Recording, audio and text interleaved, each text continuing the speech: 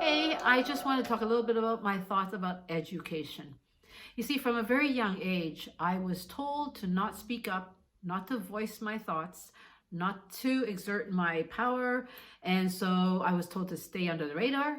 So what happens is, because I was born to want more, I was born to want to be big and loud, I became really angry, super angry. And so I fought everything that was imposed upon me: rules, regulations, instructions, culture. I fought every system structure. And so I basically went haywire in my teenage years. And so when it comes to school, I graduated from high school, I went into college, and I swear to God, I went to school every day, 4:30, but I played cards every day because I hated to have to stick to a structure or system.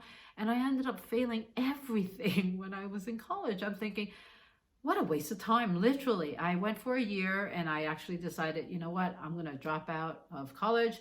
I'm just going to go to work. Well, you see, I never thought I needed school. Like when I was a young age, I never felt like I needed school. I felt like I could do anything in my life. Why should I have to go through that system? That's what I've always believed. And so when I went out and got a job, my first job, you're going to die of laughter. My first job, my first sales job, I was selling jeans. And I got fired after 3 weeks.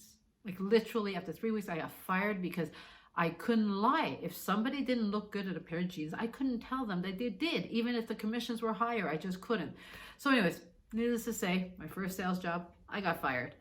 And then I ended up working at an insurance company where there was racism. There was a lady I was working for, and somehow she didn't like Chinese because she kept making these derogative remarks about Chinese and the culture and so on, and just didn't treat me very nicely. So after 8 months, I said, forget it. I'm actually going to go back to school and finish my cégep.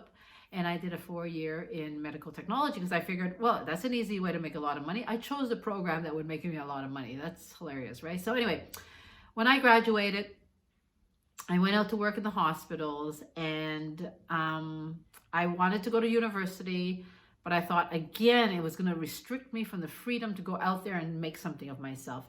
So you know what? I left to Hong Kong, and I went there without a university degree. I never thought I was going to be able to get a job. But I had to go. I had to prove to myself, regardless of what everybody was telling me. Everybody was saying, without an education, you can't get anywhere in this world. You need that. But I did it anyways. And I wanted to prove that I can. And the one thing that worked for me, my saving grace, was my ability to build relationships and to build trusting, honest relationships with people, with key people, and found my way through their heart. So that, that's my way to success, because I didn't have the backing of a certificate or an education. But the crazy thing is, when I was in Hong Kong, without that education behind me, no one even asked me if I was a university graduate or whether I was an MBA graduate. Nobody asks me.